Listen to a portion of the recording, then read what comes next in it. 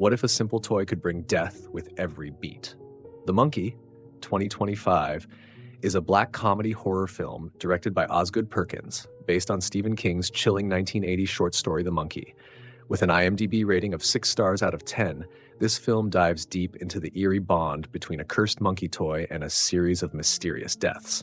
Before we dive into the creepy details, make sure to subscribe to the channel for more spine-tingling recaps. All right, turn down the lights. It's time to meet the monkey. The film begins in 1999 when a man named Petey Shelbourne enters a pawn shop, covered in blood and holding a creepy toy monkey. He tries to sell it, but the shop owner refuses, saying it's broken because one of the monkey's drumsticks is stuck in the air. Petey warns that when the monkey starts banging its drum, everyone will be doomed. Suddenly, the monkey starts playing its tune.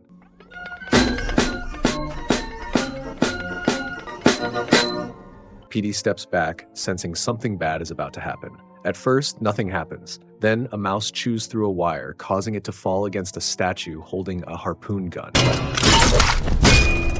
hitting the shop owner and impaling him. When the harpoon retracts, it pulls out his intestines. Petey grabs a flamethrower from the shop and tries to burn the monkey.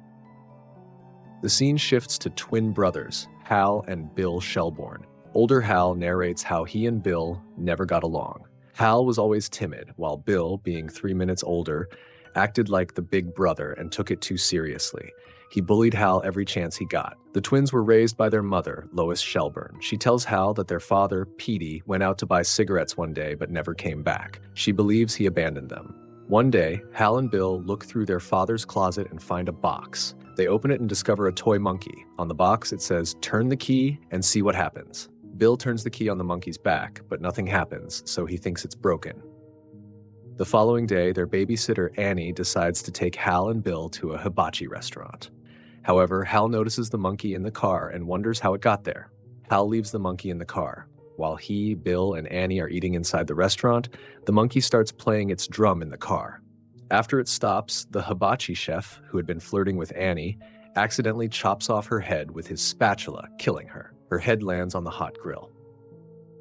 The next day, Hal finds the monkey in his room. He asks his mom, Lois, why she put it there, but Lois says she didn't. Hal then looks at the monkey and asks if it had anything to do with Annie's death. At school, Hal finds the monkey in his bag.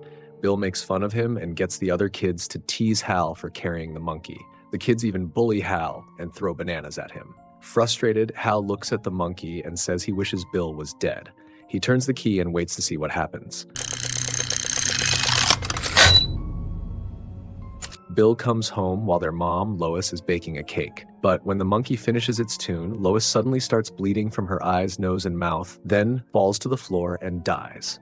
Older Hal explains that Lois died from a boomerang aneurysm, which doctors say is a rare brain condition that happens to only 1 in 44 million people. But he knew the real cause. He reveals that when you turn the key on the monkey, its drumsticks go up. When they come down, it chooses who to kill next. The monkey doesn't take requests. It kills whoever it wants, whenever it wants. A devastated Bill tries to wake his mother during her funeral. That night, Hal decides to destroy the monkey. He chops it into pieces, throws it in the trash, and watches as the garbage truck takes it away. Later, the boys move to Maine to live with their Uncle Chip and Aunt Ida. To their shock, the monkey shows up at their uncle's house, completely fine. Bill asks Hal why he brought it, but Hal says he didn't. He chopped it up and threw it away. He warns Bill that it's a dangerous killer monkey, but Bill doesn't believe it. He turns the key, and later, during a camping trip, Uncle Chip is killed when a group of wild horses trample him. The boys put the monkey back in its box and throw it into a well, hoping it will never hurt anyone again, and it actually works.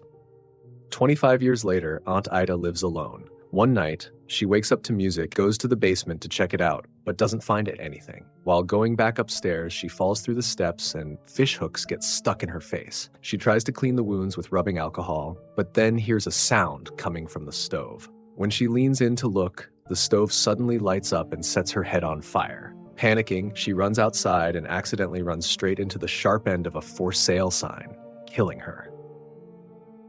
Hal now works at a supermarket and hasn't talked to his brother Bill in years. And he's okay with that. He doesn't have any close friends and keeps his distance from family because he's afraid if the monkey ever comes back, it might hurt someone he cares about. Hal has a son named Petey, but he only gets to see him once a year. When Hal goes to pick Petey up for their yearly visit, his ex-wife and her new husband, Ted Hammerman, tell Hal that he is going to adopt Petey. They say it would be better if Hal stayed out of Petey's life from now on. In the next scene, Aunt Ida's things are sold at a yard sale. One of the items is the monkey. A boy named Ricky finds it and decides to take it home. Hal takes Petey to a motel on their way to a horror-themed amusement park. Petey is working on a school project about family trees and asks Hal about his family. Hal lies and says he doesn't have a brother, but talks a little about his mom, Lois. That night, Hal has a nightmare where the monkey is chopping him. He wakes up scared. Later, Hal gets a surprise phone call from his brother Bill, who he hasn't talked to in years. Bill says the monkey is back and tells Hal to go to Aunt Ida's house to deal with her stuff and check if the monkey is there. While Hal is outside, a fan falls into a puddle of water that is seeping into the pool. A woman is about to swim, but before Hal can warn her that the water is electrified, she jumps in and explodes from the electrocution and dies.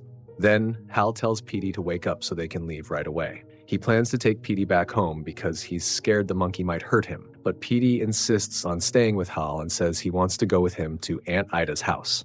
Hal and Petey arrive at Aunt Ida's house. There, Petey gets upset when the cheerful real estate agent, Barbara, mentions that Hal has a brother, something Hal never told him about. When they go inside the house, Barbara tells Hal there have been a lot of terrible accidents in town since Aunt Ida died. She opens a closet door and a shotgun falls out and fires, blowing Barbara to pieces.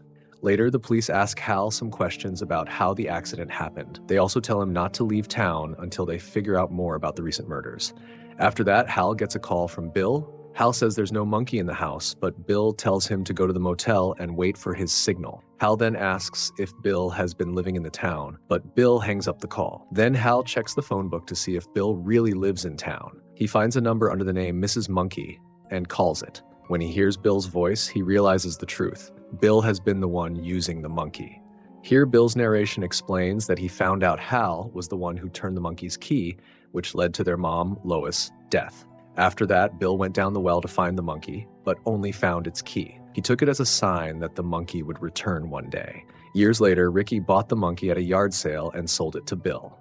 Since then, Bill has been using the monkey, hoping it would kill Hal as payback for their mother's death. But in trying to do that, he ended up causing the deaths of innocent people. After reaching the motel, Hal calls Bill and tells him to stop using the monkey because innocent people are dying. Hal says he doesn't care what happens to himself, just wants to keep Petey safe. Bill tells Hal to bring Petey to him so the boy can turn the monkey's key, saying the person who turns it never dies. Hal refuses and says he just wants to take Petey out of town, but Bill tells Hal to call him back once he's made a choice, then hangs up.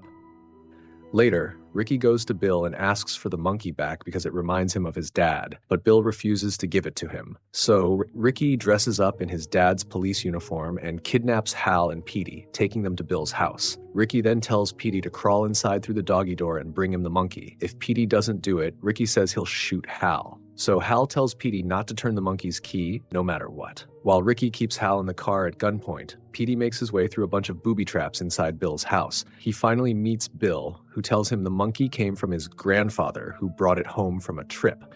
Bill says the monkey's key is stuck and asks Petey if he can fix it. But out of curiosity, Petey turns the monkey's key. The monkey starts playing its tune. While Ricky is scratching his head, he accidentally fires his gun and hits a wasp nest. When the monkey finishes its tune, the wasps burst out of the nest, swarm into Ricky's mouth, and rip through his face, killing him. Hal runs into the house, calling out for Petey. When Bill hears him, he gets angry and yells at the monkey to kill Hal. He even tries to push the monkey's arm down to make it play the drum. The monkey suddenly starts banging its drum fast, making the ground shake. The monkey's face looked angry. Then Hal tries to talk to Bill and says sorry for what happened to their mom. After a pause, Bill decides to forgive Hal and says they should try to be a real family. But then, the monkey hits its drum one last time, setting off a trap that sends a bowling ball flying into Bill's head, killing him, leaving Hal and Petey in shock. Hal and Petey drive through the town with the monkey in the back seat, seeing all the damage left behind. Petey asks, "What about the monkey?" Hal says, "We keep it close and don't let go." As they stop at a red light, a pale man riding a white horse, implied to be the embodiment of death, goes past Hal's car. Then they drive away. The movie ends. And that's the twisted tale of the monkey. A cursed toy, a cycle of death, and a family torn apart by guilt and revenge, all wrapped in Stephen King's signature darkness. So what do you think? Is the monkey just a story, or something more? Let us know in the comments below. And if you enjoyed this break, don't forget to like, share, and subscribe for more creepy horror recaps. Until next time, stay safe and keep your toys locked up tight, because once the drumming starts, it might already be too late.